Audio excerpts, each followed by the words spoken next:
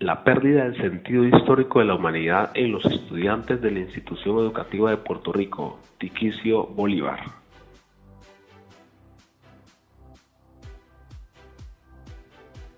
La historia hace parte fundamental de la humanidad desde sus inicios y se evidencia a partir de la aparición de la escritura.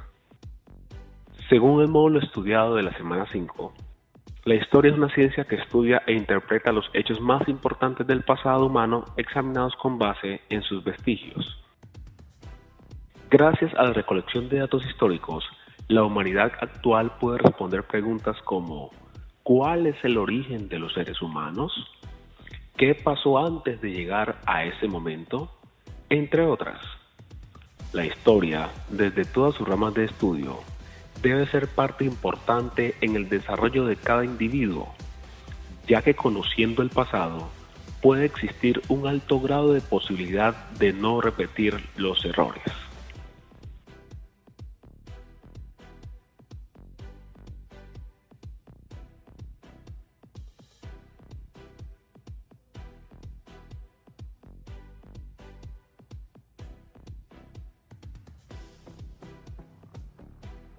En la actualidad, la educación ha tomado un papel protagonista en el desarrollo de cada ser, convirtiéndose en un derecho fundamental y obligatorio en la educación básica, según el artículo 67 de la Constitución Política de Colombia. Por lo anterior, se ha estipulado unas áreas del saber básico, entre ellas las ciencias sociales, área que retoma la historia. Es paradójico, pero se ha perdido el protagonismo de la historia en los alumnos, padres de familia y hasta en docentes, dejándola incluso pasar por alto, enfocándose en otros saberes específicos de las ciencias sociales y dejando a un lado la historia. Claro está, no desmeritamos las otras ramas.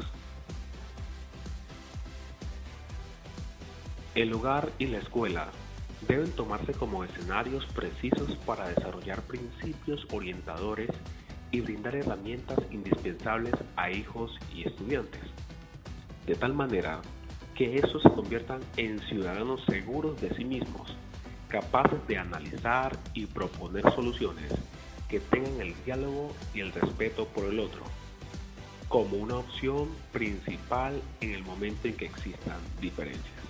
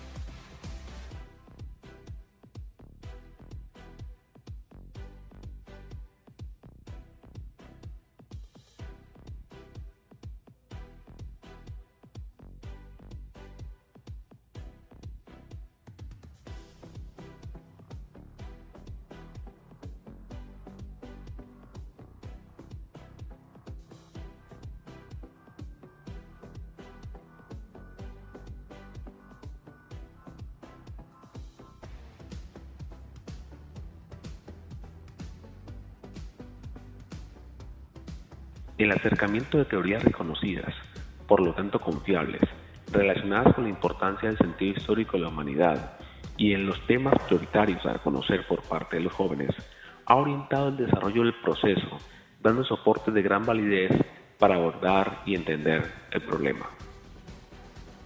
Por su parte, Heródoto, conocido como el padre de la historia, quien inició la historia de la historia, no solo se conformaba de escuchar las narraciones, sino todo lo contrario, investigaba los sucesos para llegar a escribir una realidad de ellos. Por su parte, Polibio, quien decía que el espíritu dado y preconfeccionado es el espíritu de la historia, la sustancia inmutable que está debajo de los cambios. A pesar de lo diferente que pueden ser estos dos pensamientos, cada uno se enfoca en el bienestar del individuo, uno de forma personal y el otro de forma social, teniendo presente y no negando la realidad, que de una u otra forma la historia ayuda al cambio de una sola persona o de un grupo.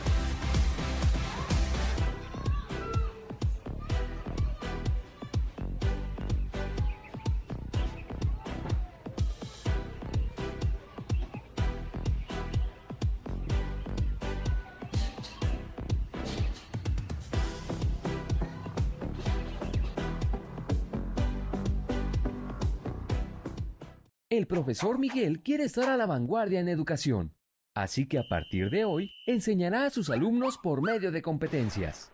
¡Un momento! Educar por competencias no se refiere a eso. De hecho, no tiene nada que ver.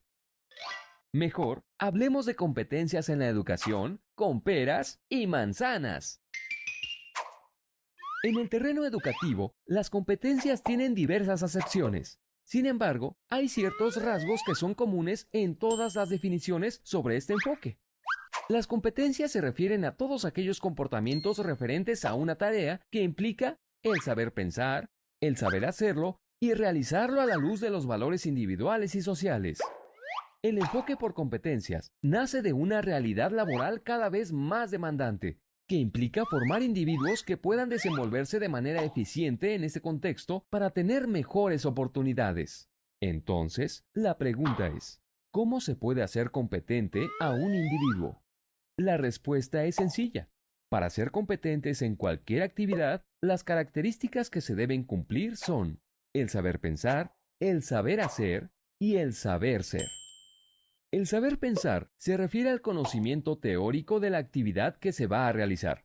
Por ejemplo, si quisiéramos hacer competente a una persona para jugar fútbol, el saber se referirá a que esta persona primero debe conocer las reglas y cómo puede utilizarlas para saber ganar y utilizarlas en su beneficio y en el del equipo. Esas reglas no, las reglas del juego, es decir, la parte teórica de la actividad. El saber hacer se refiere a las habilidades y destrezas requeridas para realizar una actividad. Por ejemplo, para el caso del fútbol, si se cuenta con la coordinación, la rapidez o la condición física. Finalmente, el saber ser se refiere a dos aspectos sumamente importantes: la actitud y los valores. La actitud es la forma de actuar ante cualquier situación. Para nuestro ejemplo de fútbol, ¿qué actitudes se necesitan? ¡Claro! Saber jugar en equipo, dar el 100% y, si fuera el caso, saber ganar o saber perder. Por último, los valores se refieren a las convicciones que orientan a nuestra conducta. En un partido de fútbol se necesitan, entre otros, el valor de la honestidad y la tolerancia. Si se logran desarrollar todas estas características en un individuo, se puede afirmar que esta persona es competente para jugar fútbol. Y esto es aplicable a cualquier actividad de cualquier ámbito, ya sea social, académico o de esparcimiento. Ahora que el profesor Miguel sabe qué son las competencias, podrá brindar a sus alumnos más y mejores herramientas que les servirán para toda su vida.